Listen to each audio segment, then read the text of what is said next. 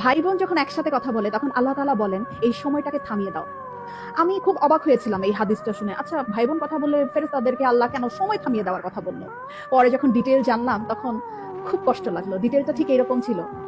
ভাই বোনের সাথে এই পৃথিবীর পরে আর কখনোই দেখা হবে না। হাসরের ময়দানে না, আখিরাতে না, কিয়ামতের পরে না, জান্নাতে না, জাহান্নামে না, কোথাও না। বাবা মার সাথে দেখা হওয়ার সম্ভাবনা আছে, স্বামী স্ত্রীর সাথেও দেখা হওয়ার সম্ভাবনা আছে, ছেলে মেয়ের সাথেও দেখা হওয়ার সম্ভাবনা আছে, কিন্তু ভাই বোনের সাথে সম্পর্ক শুধুমাত্র এই পৃথিবী পর্যন্তই। তখন এত খারাপ লাগলো ব্যাপারটা জেনে যে আমার যে বোন আছে অথবা আমার যে ভাই আছে তার সাথে আমার আর কখনোই দেখা হবে না এই পৃথিবীর পরে। মানে মরে যাওয়ার পরে তার সাথে আর আমার কখনোই কথা হবে না। এত ক্ষণস্থায়ী একটা সম্পর্ক আমাদের। যারা সম্পত্তি নিয়ে ঝামেলা করে ভাই বোনের সাথে কথা বলে না, যারা অনেক ঝগড়া বিবাদের কারণে ভাই বোনদের সাথে কথা বলা বন্ধ করে দেয়, তারা না করেন না এই ব্যাপারটা। সময়টা না খুব কম আমাদের, খুব কম।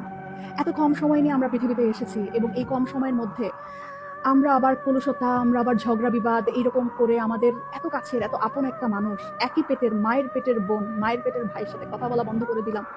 এই মানুষগুলোর সাথে তো আমাদের আর পৃথিবীর পরে দেখাও হবে না, কথা হবে না। কি দরকার মনে এত কষ্ট রেখে? ভুলে যাই না সব, ভুলে যাই।